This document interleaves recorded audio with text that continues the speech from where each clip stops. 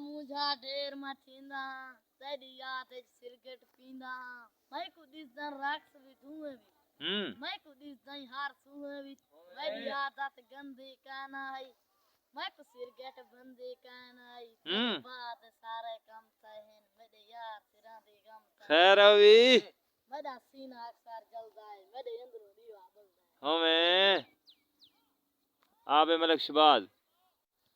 मुनाफिक दी यारी पलेंदा मैं रह गया ऊकू मसीने सुमेंदा मैं रह गया डग मार के शबाज वत होशा है कि वासक दा बच्चा पलेंदा मैं खैर अभी